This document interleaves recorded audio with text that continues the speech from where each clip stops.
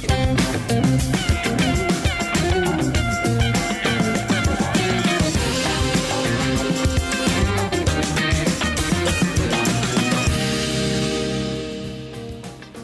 and good evening, I'm Melisa Idris. And I'm Sharaad Kuttan. Welcome to Consider This, the show where we want you to consider and then reconsider what you know of the news of the day.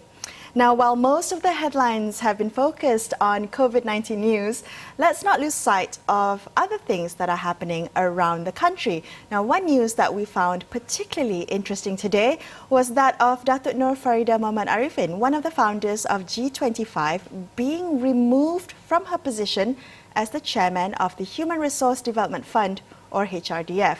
Now, she and 5 other directors, including the CEO, have had their contracts prematurely terminated by the new Human Resource Minister, Datuk Sri M. Saravanan. And this comes, of course, after news that Hasnita Hashim was removed as MARA chairperson and activist Syed Azmi was also removed from the National Welfare Foundation. Sharaad, did you find this news interesting? Of course, Melissa. You know, what we must not forget is while COVID-19 dominates headlines, it mustn't blind us to the fact that politics actually does continue, and some of it in the background now, somewhat in the shadows.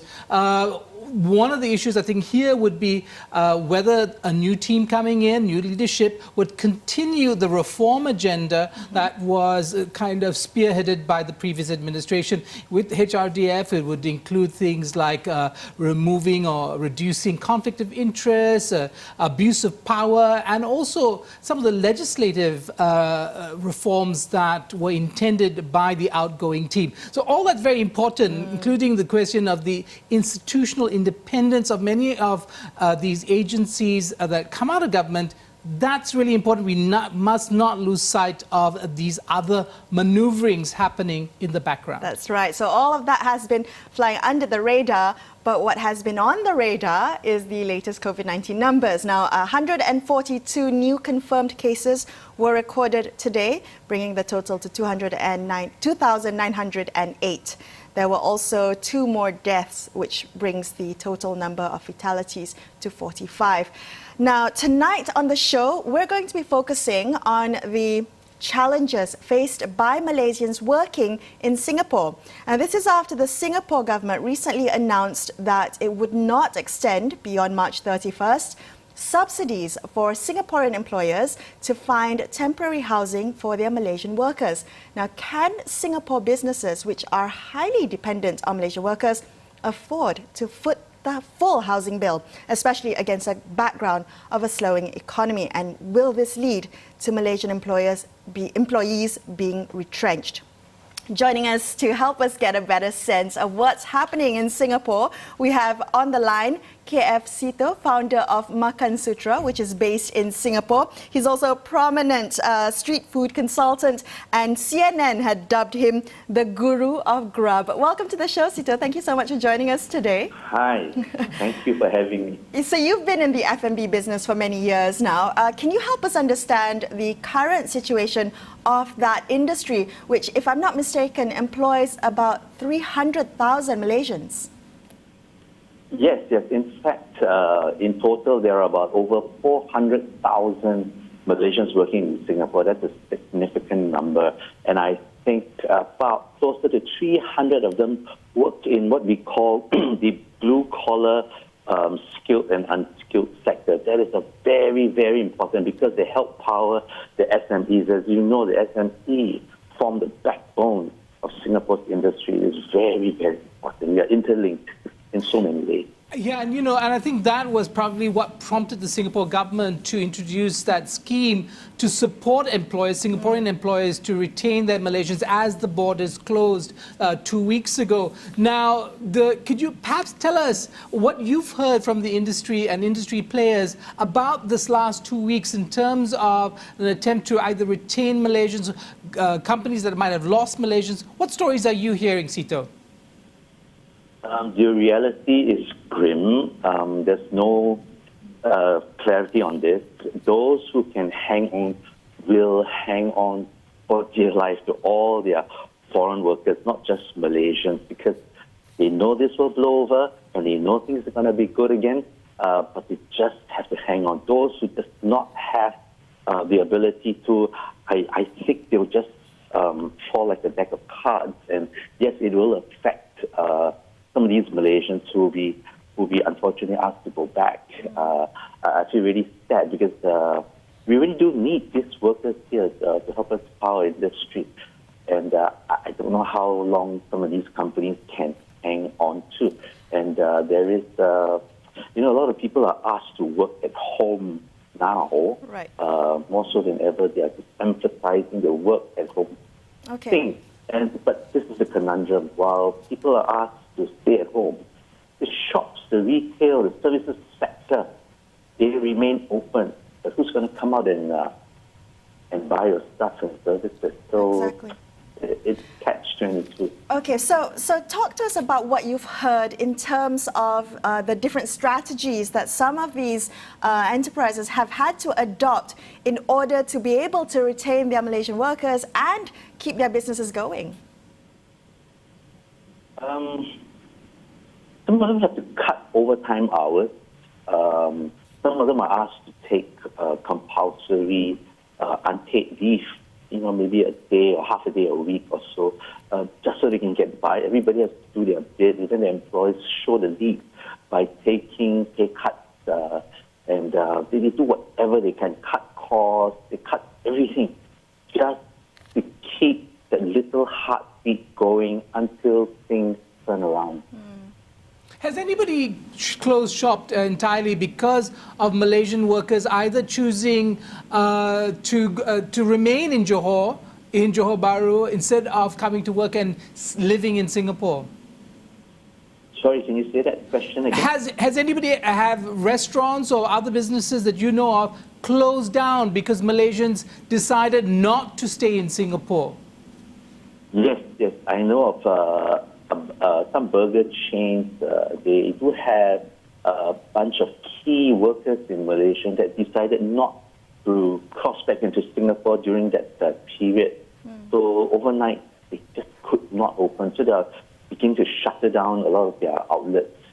This is not just one outlet. I think a lot of companies are facing that reality. Seetoh, I mean, you I guess, are prominent within the street food scene. I'm wondering whether in these times, in these trying times, does size matter in the F&B industry? Are you talking about, the big outlets with multiple franchises, or what happens to the mom and pop shops, the hawker stalls, the food courts? What happens to them? Do we still have you on the line, Seetoh? We seem to have lost our connection with Seetoh. Seetoh, are you there?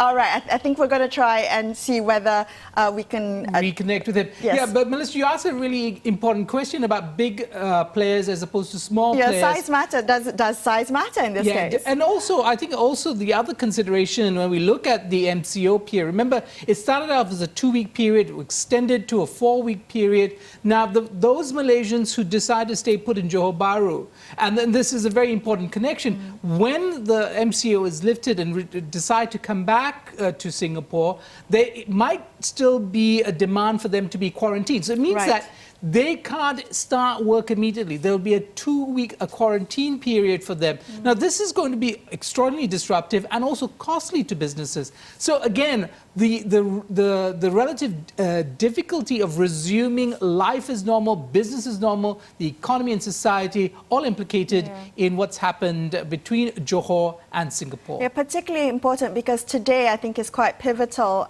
in the fact that the Singapore's Ministry of Manpower had previously given 50 Sing dollars to companies affected by the travel restrictions by the MCO. Right, that's 50 ringgit, $50 per person per day. To help with finding temporary accommodation. Now that ended today's, I think yesterday was the last day, so in the extended period of the MCO or our phase 2 of the MCO, employers will not be getting that. And what implication will that be to Malaysian workers currently in Singapore? I think we have Seetoh back on the line. I'm going to repeat my question to him. Seetoh, you talked a little bit about how some outlets, some businesses had to close their outlets, and I'm wondering whether in these trying times, in the F&B business, does size matter? Is it the big companies, the big shops that will ride through the storm, and the mom and pop shops, the hawker stalls, and the